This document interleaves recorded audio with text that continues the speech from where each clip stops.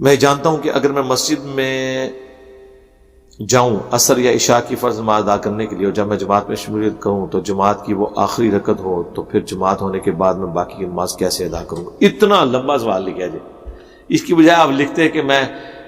رکعت میں شامل ہونے کا طریقہ کیا ہے، تو اس کے اوپر آپ یہی یوٹیوب کے اوپر رومن میں جا کے لکھیں تو ہماری ویڈیو کھل جائے گی کہ اگر آپ کی رکعت کوئی رہتی ہے، اگر ایک رکعت آپ کی رہ گئی ہے تو آپ امام کے ساتھ سلام نہیں پھیریں گے، بلکہ سلام پھیرنے کے بعد آپ قیام میں کھڑے ہو جائیں گے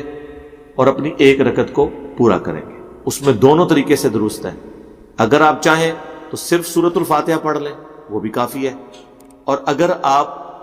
سورۃ الفاتحہ کے ساتھ سورت ملانا چاہتے ہیں تب بھی کافی ہے۔ ثنا پڑھنے کی ضرورت نہیں ہے، کیونکہ ثنا دعائے استفتاح ہوتی ہے نماز شروع کرتے وقت،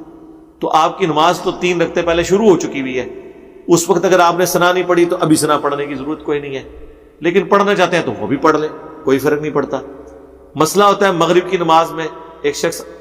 نے آخری رکعت امام کے ساتھ پڑھی، اب وہ پوچھتا ہے کہ جی اب میں جب سلام پھیرنے کے بعد کھڑا ہوں گا تو پہلی رکعت میں بیٹھ جاؤں گا؟ جی بیٹھیں گے، اس لیے کہ وہ آپ کی دوسری رکعت ہے، اور دوسری رکعت میں آپ نے تشہد کرنا ہوتا ہے،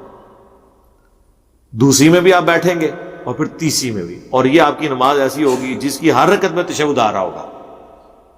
تو کوئی پریشانی والی بات نہیں۔ لیکن اگر آپ ایسا نہ بھی کریں، آپ پہلی میں نہیں بیٹھتے اور آپ کھڑے ہو جاتے ہیں اور دوسری رکعت میں آپ بیٹھتے ہیں، تو 2 رکعتیں تو تعداد پھر بھی پوری ہوگی۔ یہ اجتہادی مسئلہ ہے، اس میں کوئی خرابی والا مسئلہ نہیں، کیونکہ اوورآل آپ کے 2 تشہد نماز کے پورے ہو جائیں گے۔ ایک تشہد آپ امام کے پیچھے کر چکے ہیں اور ایک آپ کا آخری ہوگا، درمیان والا آپ نہیں بھی کرتے اور صرف 2 رکعتیں اس طریقے سے بھی ملا لیتے ہیں، تو اس میں کوئی ایسا مسئلہ نہیں ہے، اس کو اجتہاد کے اوپر چھوڑ دیا گیا۔ اصل چیز ہے کہ آپ نے رکعتیں پوری کرنی ہے۔ اسی طریقے سے بعض لوگ پوچھ رہے ہوتے ہیں کہ میں سلام پھیرنے کے بعد رفع الیدین کروں گا یا نہیں کروں گا؟ بھئی سلام پھیرنے کے بعد آپ کی جو وہ رکعت ہے وہ اپنی، اگر وہ ایون رکعت ہے تو بغیر رفع الیدین کے کریں گے شروع، اگر وہ آڈ رکعت ہے یعنی طاق ہے تو رفع الیدین سے کریں گے۔ امام کے ساتھ آپ نے 1 رکعت پڑھی تھی، باقی آپ نے سلام پھیرنے کے بعد جب پوری کرنی ہے اور جب آپ کھڑے ہوئے ہیں تو وہ آپ کی دوسری رکعت ہے مغرب میں، اگر آخری رکعت میں آپ ملے تھے تو آپ وہ رفع الیدین کے بغیر شروع کریں۔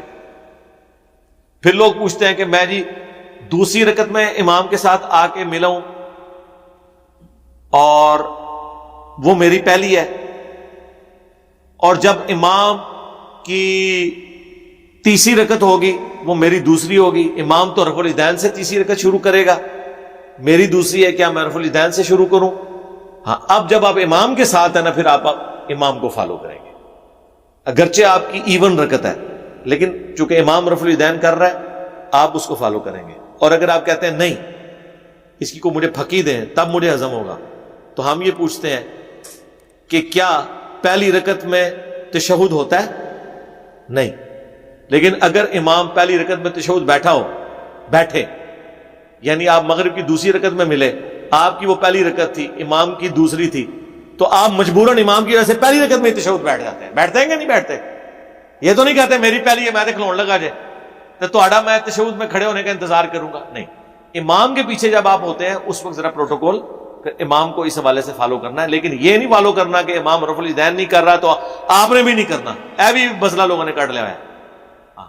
حنفیوں نے کبھی کہا ہے کہ امام کعبہ رفع الیدین کرتا ہے تو حنفی سارے رفع الیدین کریں کہ امام کی پیروی ہونی چاہیے؟